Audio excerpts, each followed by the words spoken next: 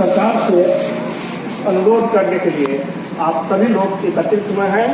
आप सभी लोगों का मैं अभिनंदन करता हूँ, स्वागत करता हूँ और आशा करता हूँ कि आप सभी लोग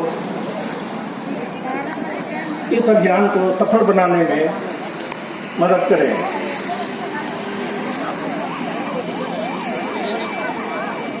छत्रपति शिवाजी महाराज अपने समाज के तो थे ही और उन्होंने कई ऐसे कार्य किए हैं तो कभी भी कोई ऐसा बैटल युद्ध नहीं हारा, हर युद्ध उन्होंने जीता था और उनकी प्रतिमा पूरे बिहार में कहीं भी नहीं है। हम लोग सरकार से मांग किए हैं कि जिस प्रकार नर्मदा नदी के ऊपर सरदार पटेल की भव्य प्रतिमा लगी है, इसे आज स्टैच्यू ऑफ यूनिटी के रूप में देखा जा रहा है, उसी प्रकार बिहार सरकार से हम लोग यहाँ से मांग करते हैं कि हमारे छत्रपति शिवाजी महाराज की भी एक भव्य प्रतिमा लगाई जाए इस गंगा के तट पर और जिसका नाम स्टैच्यू ऑफ डिग्निटी के रूप में लिया जाए। आज का दिन ऐसे भी बहुत ही महत्वपूर्ण है क्योंकि आज ही के दिन 12 फरवरी को आज से 20 साल पहले हमारा समाज पटना में उर्मी चेतना रैली के लिए एकत्रित हुआ था और वो ऐतिहासिक रैली था। उतना बड़ा रैली आज तक न पटना में हुआ है न कहीं हिंदुस्तान में हुआ है और उस रैली का परिणाम तो आप सब लोगों को मालूम ही है कि हम लोग जो एकजुट हुए तो पूरे बिहार में हम लोगों का कितना अच्छा रिस्पॉन्स मिला। हम लोग एकजुट हुए और उसका परिणाम हमारे बिहार सरकार पर पड़ा और जिसका मुखिया आज भी हमारे बिहार सरकार में विराजमान है। धीरे धीरे समाज विमुख होते चला गया और शिथिल होते चला गया। इस उद्देश्य से भी हम लोगों ने सोचा कि पुनः उस रैली की तरह ही एक बार लोगों को एकत्रित कर लोगों को जागरूक करें ताकि आगे हमारा समाज फिर से राजनीतिक शैक्षणिक रूप से तो आगे है ही, राजनीतिक रूप से भी आगे बढ़े और इसी सब उद्देश्यों को लेकर के हम लोग आज यहाँ एकत्रित हुए हैं। आप सब लोगों को पुनः मैं स्वागत करता हूँ, बधाई देता हूँ और उम्मीद करता हूँ कि आप सब लोग इस अभियान को दूर दूर तक अपने गांव ग्राम सब जगह लेकर के पहुँचे और वहाँ से इसका रिजल्ट मिलना चाहिए हम लोगों को। छत्रपति शिवाजी महाराज की मूर्ति को लगे ही साथ ही साथ हमारा समाज एकजुट हो और आगे की रणनीति भी तैयार करते रहे। धन्यवाद, नमस्कार।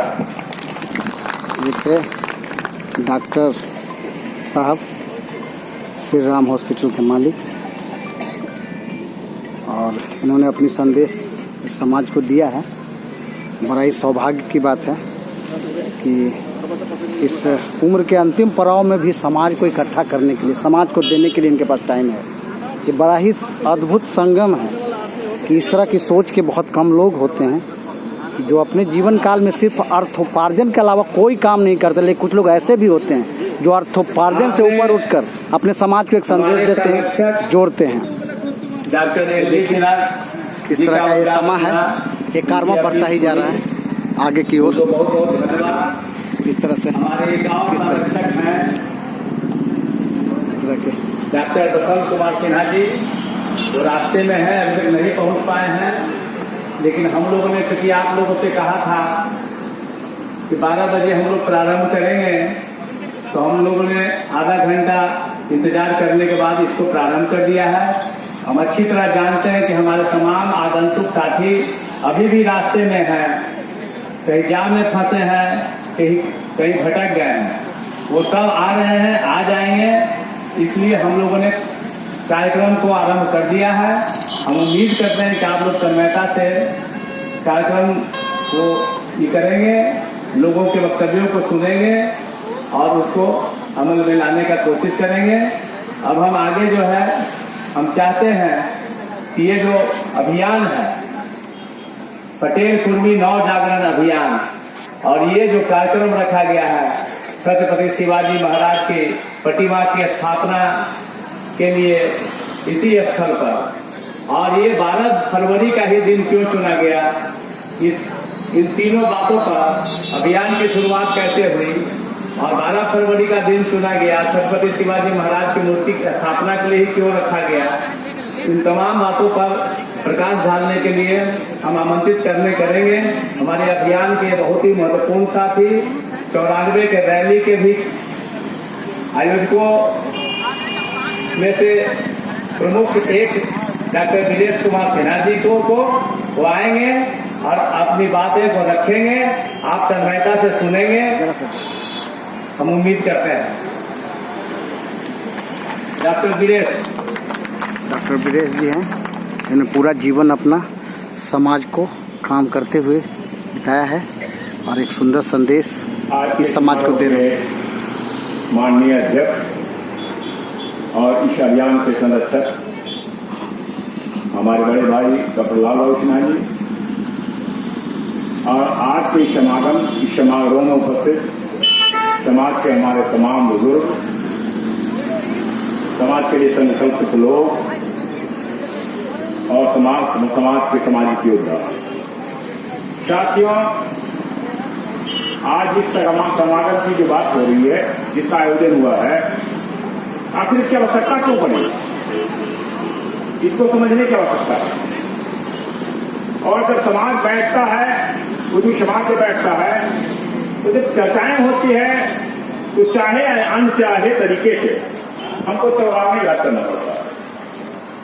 आखिर 94 क्यों याद करना पड़ता है और 94 के बाद 30 वर्षों के बाद पुनः हमें क्यों बैठना पड़ा है, इसको समझने की आवश्यकता है।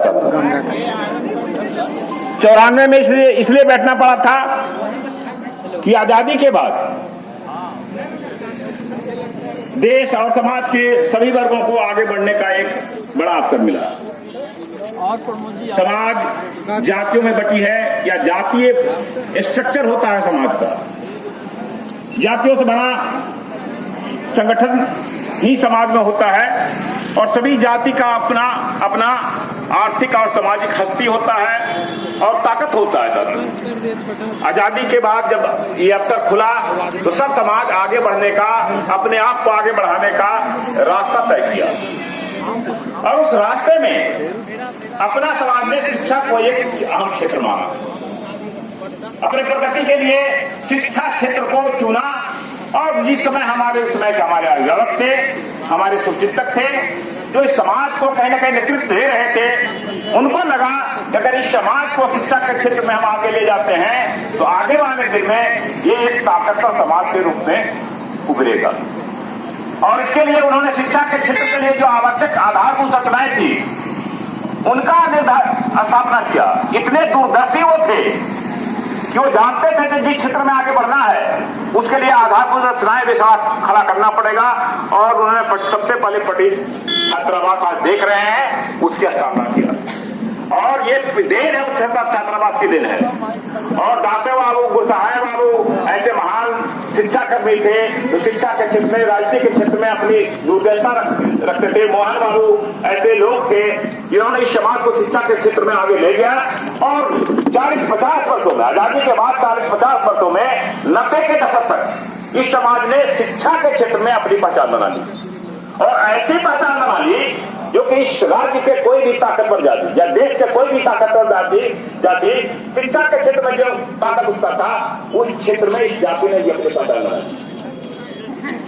लेकिन इसका एक दूसरा पक्ष था कि शिक्षा के क्षेत्र में तो हम आगे बढ़ गए, व्यवसाय के क्षेत्र में भी हम आगे बढ़े और ये अपने बुजुर्गों की सूझबूझ से हुई, लेकिन राजनीति के क्षेत्र में हम पिछड़ गए।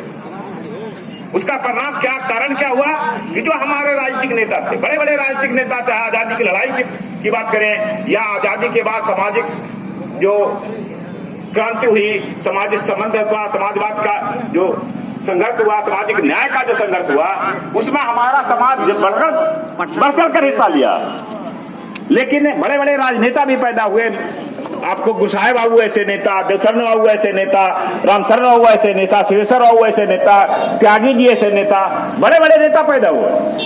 लेकिन उन लोगों ने इस समाज को राजनीति के क्षेत्र में आगे नहीं बढ़ाया, क्योंकि राइट समाज महत्वाकांक्षी समाज नहीं था, राजनीतिक समाज नहीं था, और शिक्षा के क्षेत्र में उसको आगे बढ़ने का मौका दिया। अंजाम हम पीछे गए।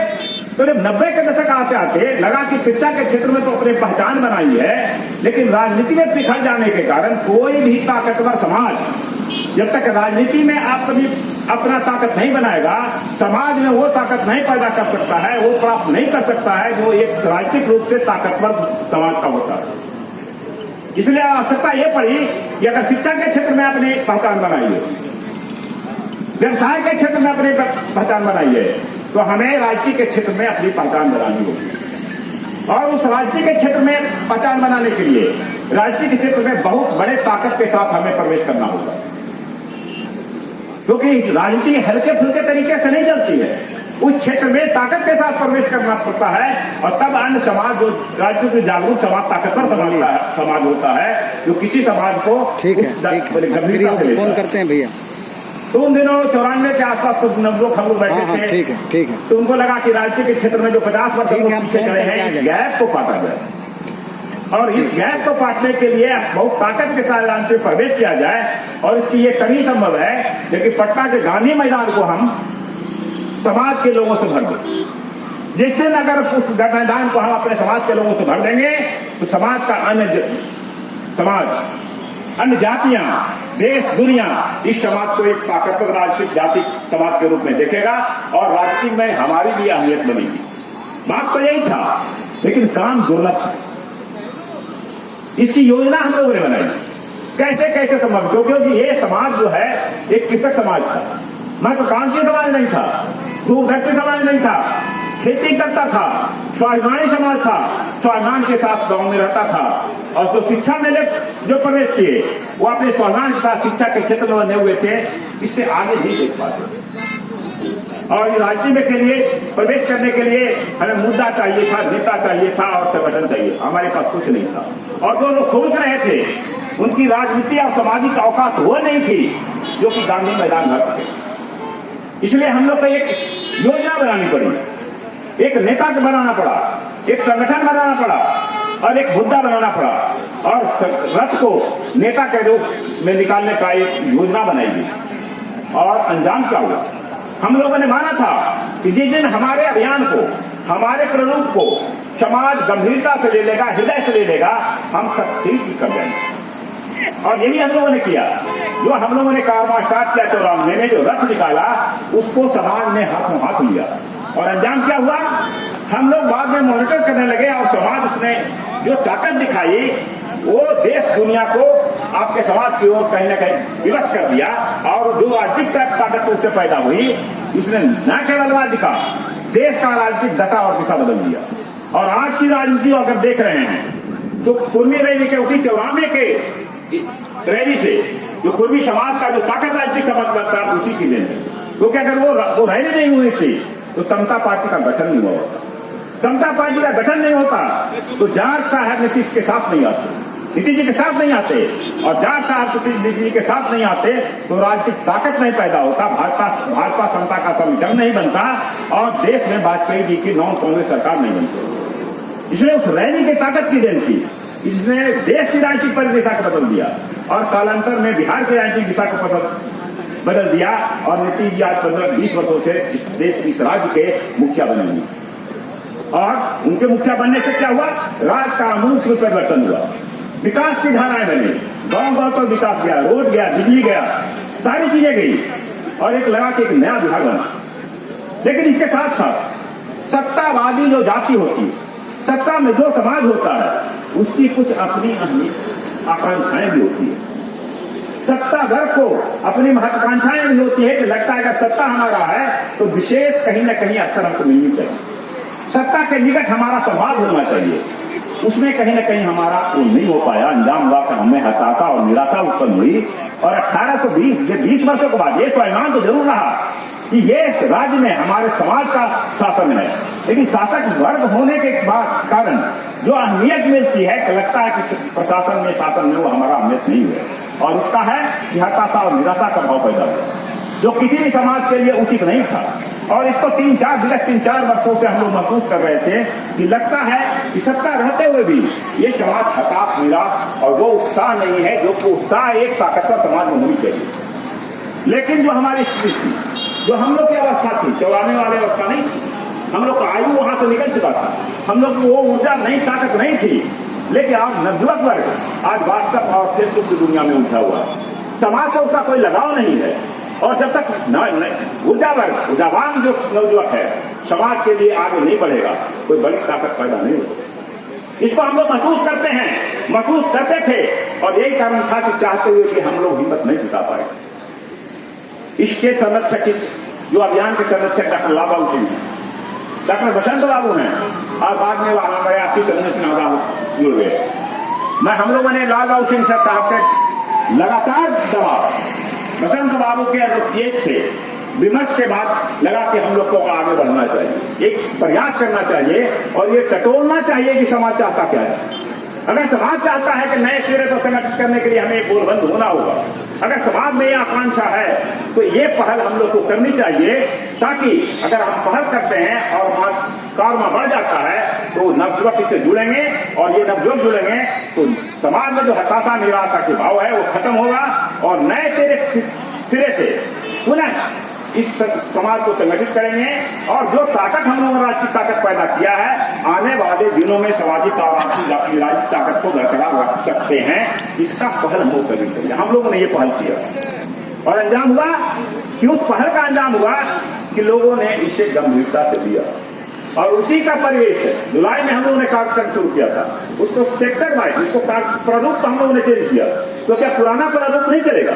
94 का लक्ष्य अलग था, वो एक संवेदना थी, और आज का लक्ष्य दूसरा है। इसीलिए कि आज का लक्ष्य जो है एक शासक वर्ग, एक शासक वर्ग की जाति हताशा निराशा के दौर में है, और उस हताशा निराशा के दौर से निकालकर उसके उत्साह के वातावरण बदलना है। इसलिए 94 से ये कठिन काम था, उसे एक कठिन काम है, क्योंकि निराश हताश समाज को ताकतवर समाज में बदल देना, उसको भाव को परिवर्तित कर देना एक बड़ा काम है। लेकिन इस चुनौती को हम लोगों ने स्वीकार किया, और इस चुनौती का स्वीकार करने के लिए उसके स्ट्रेटजी को हम लोगों ने चेंज किया।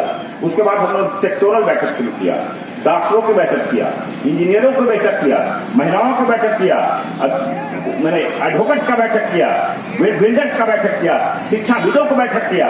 हम लोगों ने स्ट्रेटजी ये बनाया, किसान का बैठक करना है, व्यवसायियों को बैठक करना है, और इस अभियान के माध्यम से एक राज्य स्तरीय अभियान दल के साथ साथ जिला में जाना है, प्रखंड में जाना है, पंचायत में जाना है, और गांव तक जाना है, और गांव से लेके राज्य तक एक स्ट्रक्चर हमारा अभियान दल बनेगा।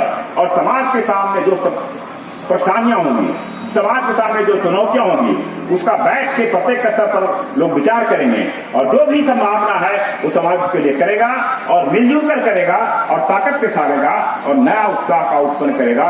ये हमारी योजना है।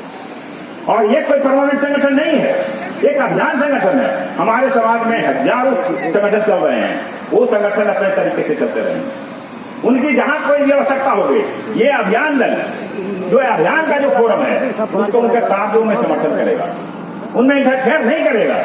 और जो हमारा स्तर का अभियान का होगा वो सब मिलजुल के काम करके, ये हमारा स्ट्रेटजी है, इसको समाज को पुनः संगठित करने का था। इसी क्रम में 12 फरवरी की जब याद करते हैं तो लगता है कि 12 फरवरी जो है 94 का, वो हमारा ऐतिहासिक दिवस। ऐतिहासिक दिवस इसलिए है कि इसने समाज को एक नया ताकत, नया ऊर्जा और नया राजनीतिक सत्ता प्रदान किया है, और इस दिन को हमें स्मरण करना चाहिए। और प्रत्येक वर्ष इस दिन पर कोई ना कोई आयोजन होना चाहिए, और इसको अपने एक साल की समाज की स्थिति को रिव्यू करना चाहिए, ताकि ये हमारा तारतम्य बना रहे। और जो सामाजिक दौर में, सत्ता के सामाजिक दौर में प्रतिस्पर्धा का दौर है साथियों, आज कोई दूसरा दौर नहीं, प्रतिस्पर्धा का दौर है, और समाज प्रत्येक समाज आगे बढ़ने के लिए जद्दोजहद कर रहा है। और इस जद्दोजहद में अगर हम पिछड़ जाएंगे तो आगे रहते हुए भी हम पीछे की पंक्ति में चले जाएंगे। इसीलिए सतत हमें भी जागरूक रहना पड़ेगा, मूल्यांकन करना पड़ेगा कि हमारी स्थिति क्या है, राजनीति के क्षेत्र में कहाँ है, शिक्षा के क्षेत्र में कहाँ है, व्यवसाय के क्षेत्र में कहाँ है, किसानी के क्षेत्र में कहाँ है और अन्य क्षेत्रों में भी कहाँ है। महिलाओं की हमारी क्या स्थिति है? जो राजनीतिक प्रवेश हुआ है आज आरक्षण है 50% आरक्षण, अगर महिलाओं को हम अपने घर से नहीं निकालते हैं तो 50% में जो राजनीतिक भागीदारी होगी वहां हम कहाँ टिक पाएंगे। इसलिए महिलाओं को निकालना होगा, नवयुवकों को निकालना होगा और राजनीतिक ताकत और सामाजिक ताकत बनाए रखने के इस अभियान के माध्यम से इसको गांव तक हमको पहुंचना होगा, ताकि ये अभियान का उद्देश्य है। और दूसरा, शिवाजी महाराज। शिवाजी महाराज कौन थे? शिवाजी महाराज इस देश के सबसे बड़े वो व्यक्ति थे जिन्होंने स्वाभिमान का संदेश इस राष्ट्र को दिया। गुलामी के दिनों में भी, मुगल काल में भी उन्होंने कभी हथियार नहीं डाला और राष्ट्रीयता की बात की, स्वाभिमान की बात की और स्वाभिमान के लिए मरने मारने का उन्होंने कसम खाया और एक भावना पैदा किया लोगों में कि अगर हमारा देश है तो इसके लिए हम मर मिटेंगे, अपने स्वाभिमान के लिए मर मिटेंगे, लेकिन सर नहीं झुकाएंगे। ये हमारे राष्ट्रपुरुष हैं और ये संयोग हमारा है। ये जो राष्ट्रपुरुष हमारे समाज के, इनके हम मन समझे सरदार पटेल एक दूसरे व्यक्ति हैं जिन्होंने इस देश को इतना बड़ा देश बनाया, राष्ट्र निर्माता कहा जाते हैं और सौभाग्य हमारा ये है कि हम सरदार पटेल के मन से। तो चाहे राष्ट्र निर्माण की बात किया जाए या स्वाभिमान की बात किया जाए, हमारे जो पूर्वज हैं वही इसके कहीं न कहीं प्रतीक के रूप में है।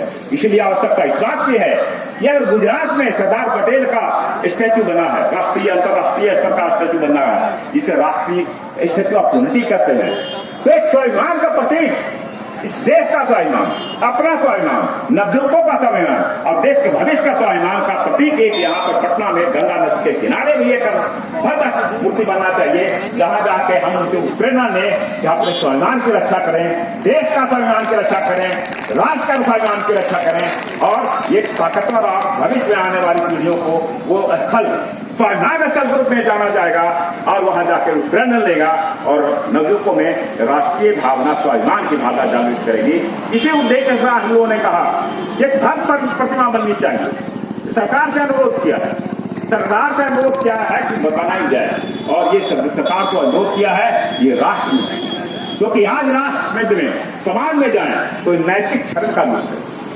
चारित्रिक क्षरण का युग है। हम नैतिकता को भूल गए हैं, चरित्र को भूल गए हैं और जब उनके ऐसे महापुरुषों का प्रतिमा लगेगा वहां जाएंगे तो वो ये जो क्षरण का दौर है उससे निकालने में समाज को पुनः आत्मस्वाभिमान, नैतिक उत्थान और ये पॉलिटिकल कमिटमेंट, सोशल कमिटमेंट का प्रेरणा वो करेगा। इसीलिए हम शिवाजी महाराज का भव्य प्रतिमा का मांग सरकार से किया है और इस मांग पर बल देने के लिए, इसको जन अभियान बनाने के लिए, जनता की मांग